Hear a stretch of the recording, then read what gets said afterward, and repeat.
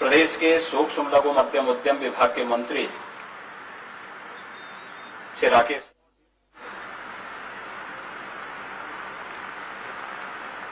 Ayodhya latent fest के संयोजक श्री हितेंद्र मिश्र जी, उत्तर प्रदेश सरकार के सलाहकार श्री अवनीश अवस्थी जी,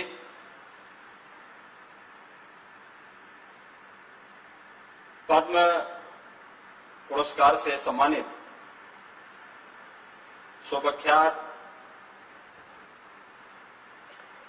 कलाकार श्रीमती मालिनी अवस्थी जी, चंद्र प्रकाश द्विवेदी जी, श्री प्रविंदर सिंह जी, अनंत विजय जी,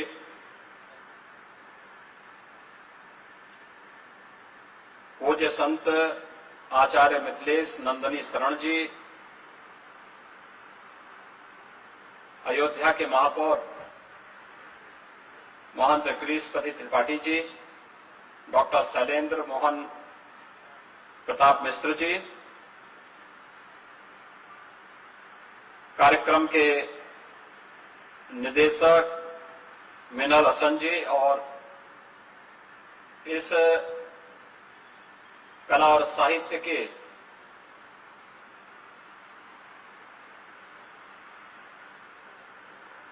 मिनी कुंभ में उपस्थित सभी बहनों और भाइयों, अयोध्या में अपने आप में आधुनिक समय का यह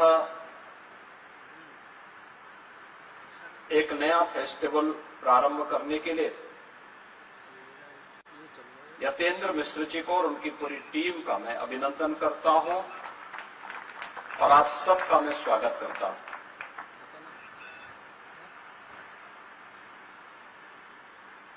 अयोध्या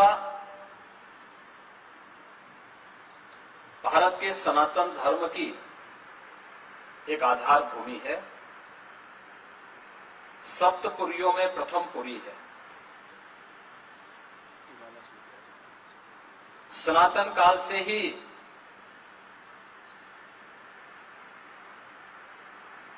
सनातन धर्म की प्रेरणा स्थली रही है। भगवान ऋषभ देव से चली परंपरा,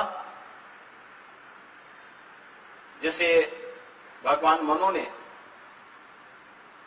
न केवल पूरी पृथ्वी में मनुष्यों की रहने की व्यवस्था का संचालन कैसे होना चाहिए, जिसे आप मानव धर्म कह सकते हैं, उसकी शुरुआती भूमि यही अयोध्या है। और इसी अयोध्या में सूर्यवंश की परंपरा में श्री हरि विष्णु के एक अवतार के रूप में मानवीय मर्यादा और आदर्श के जो सर्वोत्तम स्वरूप है वह है प्रभु श्री राम। प्रभु श्री राम की इस पावन धरा भूमि पर आयोजित यह सम्मेलन अपने आप में अद्भुत है। मैं इसे अद्भुत इसलिए कहूंगा कि इतने वर्षों तक अयोध्या क्यों मौन रही, जबकि यह एक सत्य है कि जिसने राम पर लिखा वह महान हुआ।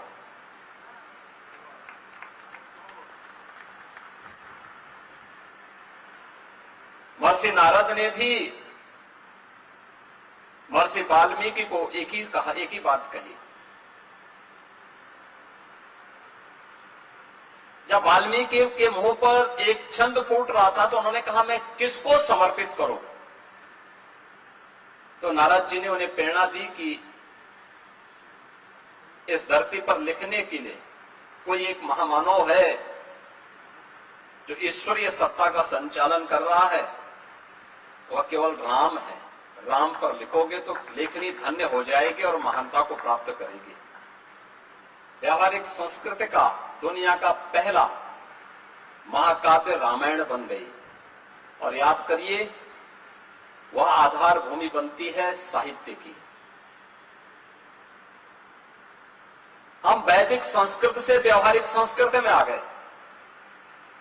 व्यावहारिक संस्कृत से कैसे अपनी लेखनी को धन्य करना है,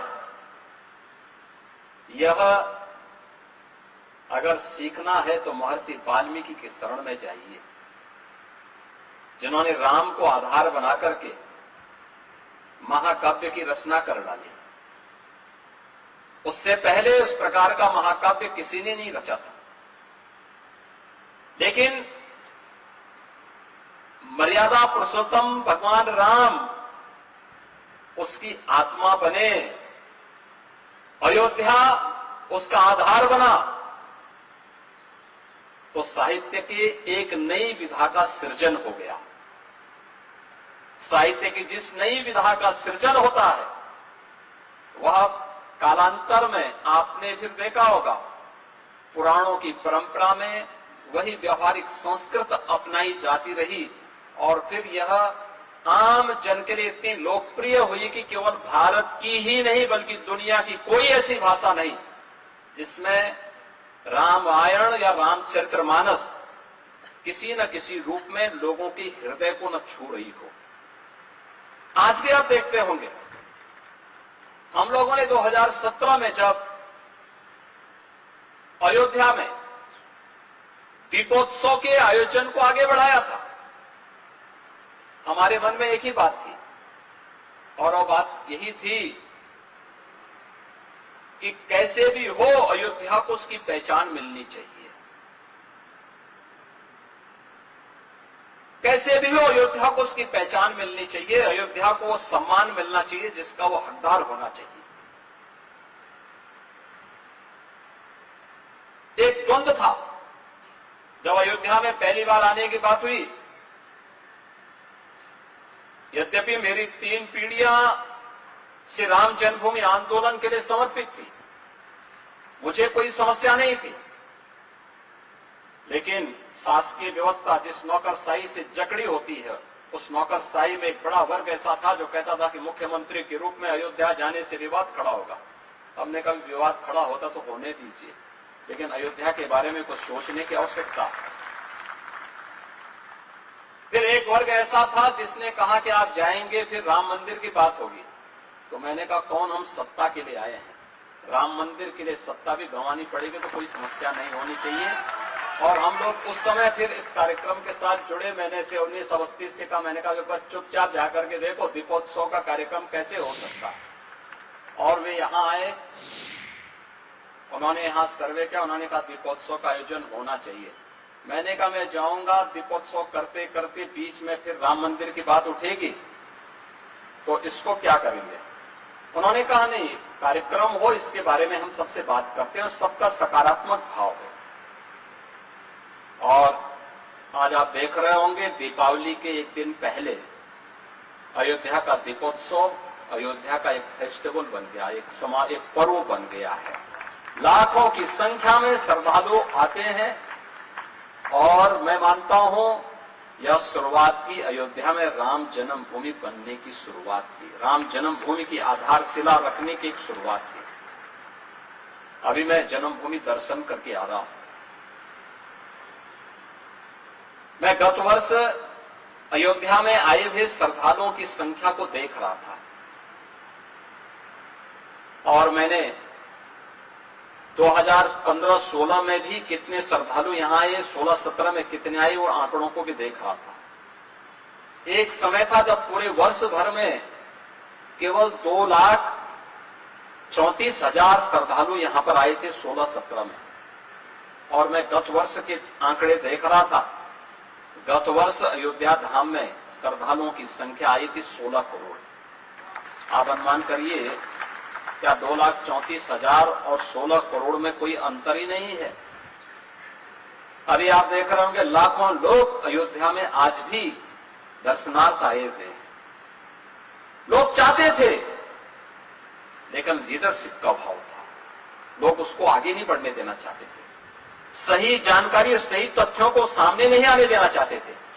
लेकिन हम सब आभारी हैं प्रधानमंत्री मोदी जी के, जिन्होंने विरासत और विकास को एक साथ जोड़ करके भारत की परंपरा को उस गौरव के साथ आगे बढ़ने के लिए प्रेरित किया।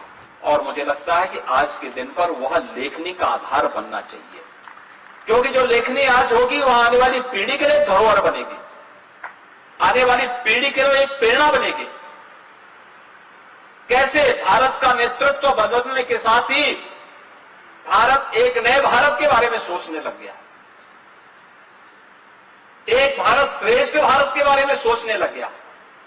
एक समय था जब भारत का वासी अपने आप को भारतीय कहने में थोड़ा संकोच करने लग गया था। उत्तर प्रदेश का वासी अपनी पहचान को छुपाता था। ज्यादा समय नहीं, एक दशक पहले की स्थिति थी, पर आज क्या परिवर्तन आया है।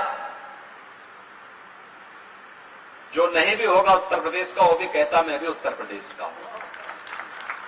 जो नहीं भी होगा भारत का, वह कहेगा कि मैं भारतीय हूं। और मैं सच कहूं, दुनिया में ये स्थिति है। मुझे एक बार यूरोप में जाने का अवसर प्राप्त हुआ। मैं ऐसे ही निकला घूमने के लिए, एक टैक्सी पकड़ी। मैंने उससे पूछा, मैंने कहा भाई, मुझे टैक्सी वाला भारत ऐसा लग रहा था जैसे भारतीय हो। तो मैंने उससे पूछा कहां के रहने वाले हो? उसने कहा पंजाब के। फिर मैंने कहा पंजाब कहां से? और थोड़ा चिटका। मैंने कहा पंजाब का बोल रहा, कोई बोल अमृतसर का बोलेगा, लुधियाना का बोलेगा, या किसी पंजाब के किसी कस्बे का बोल देगा। मैंने कहा क्यों, पंजाब से चुप क्यों गए? कहा सब पाकिस्तान का रहने वालों, पाकिस्तान वाले पंजाब से। तो मैंने कहा तुमने इंडिया क्यों कहा? तुमने भारतीय क्यों कहा? उसने कहा साहब, भारतीय कहने पर हम लोग सेफ रहते हैं, अगर हम पाकिस्तान का बोल दें तो पता नहीं क्या हो जाए। यह स्थिति आज दुनिया के अंदर है। भारत के प्रति सम्मान का भाव है, लेकिन जिन्होंने दुनिया को आतंकवाद दिया, उनके प्रति उतनी ही नफरत का भाव दुनिया के मन में भी है। और इसीलिए अयोध्या यह लेखनी का भी एक आधार है, साहित्य की आधार भूमि भी है। कौन सी ऐसी भाषा है भारत की या दुनिया की जिसने वाल्मीकि रामायण को आधार बना करके वहां की शैली में रामायण रचा हो? दीपोत्सव के अवसर पर जब दुनिया के तमाम देशों की रामलीलाएं यहां आती है, आप देखते होंगे, भले ही उनकी लोकल कला के अनुरूप उन्होंने उस मंचन को किया हो, लेकिन भाव सबका एक है, और वह वही है जो हमारे यहां के रामलीला, जिसकी शुरुआत संत तुलसीदास जी ने मध्यकाल में की थी, जिसकी आधारशिला त्रेता में ही महर्षि वाल्मीकि ने रख दी थी, उसी को आधार, वही आधार बनकर के आगे बढ़ी। और लेखनी की शैली क्या हो यह लेखक पे निर्भर करता है, लेकिन आधार क्या हो, यह तो रामचरितमानस को लिखते समय तुलसीदास जी को भगवान शिव की प्रेरणा और हनुमान जी की प्रेरणा से प्राप्त हो गई थी कि लोकल भाषा में रचो, भगवान राम की भाषा में रचो, तो ये और भी ख्याति प्राप्त हो गई। और रामचरितमानस को उन्होंने अवधि में ही रिश्ता डाला। कौन ऐसा परिवार है उत्तर भारत का जिसमें रामचरितमानस में सुंदरकांड का पाठ उसके घर में न होता हो? कोई भी मांगलिक कार्यक्रम होता है, लोग अपने घर में सुंदरकांड का पाठ करते हैं, लोग अपने घर में अखंड रामायण का पाठ करना प्रारंभ कर देते हैं। हर सनातन धर्मावलंबी इसके पीछे जाता है। और इसीलिए अयोध्या में कला और साहित्य से जुड़े हुए इस महोत्सव का शुभारंभ, ये वास्तव में यहीं से इसकी शुरुआत होनी चाहिए थी, लेकिन हम पिछड़ गए। यतीन्द्र जी ने इसको फिर से प्रारंभ किया है, इसको और अच्छे ढंग से आगे बढ़ाने की आवश्यकता है और रामायण महोत्सव के साथ इसको जोड़ करके और भी अच्छे ढंग से अगर हम आगे बढ़ाएंगे तो मैं विश्वास के साथ कह सकता हूं कि साहित्य यह समाज का दर्पण तो होता ही है, यह समाज के सृजन का आधार भी बनता है। समाज अगर सृजित होगा तो वह एक सकारात्मक दिशा में आगे बढ़ेगा। अच्छी लेखनी, कालजयी लेखनी को पुनर्जीवित किए जाने की आवश्यकता है। आज के समय में चुनौती है क्योंकि पढ़ने लिखने की परंपरा बाधित हुई है। डिजिटल मीडिया ने, सोशल मीडिया ने अनेक बैरियर खड़े किए हैं, लेकिन इन बैरियर को पार करते हुए भी अगर हम कोई रास्ता फिर से बना सकें और कोई कालजयी रचना के सृजन का मार्ग इस प्रकार के लिटरेचर फेस्टिवल के माध्यम से आगे बढ़ा सकेंगे तो निश्चित ही साहित्य के लिए भी, समाज के लिए भी वह अत्यंत उपयोगी साबित होगा। मैं एक बार फिर से अयोध्या लिट फेस्टिवल के लिए यतीन्द्र मिश्र जी को और उनकी पूरी टीम को वैसे धन्यवाद देते हुए इसके प्रति अपनी शुभकामनाएं देता हूं। धन्यवाद। जय हिंद।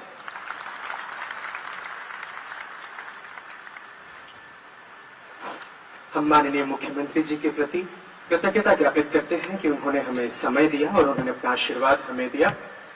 अब माननीय मुख्यमंत्री जी राज सदन की ओर क्रमशः आगे बढ़ रहे हैं। आप सभी से अनुरोध है, कृपया आप अपने स्थान पर बैठे रहें।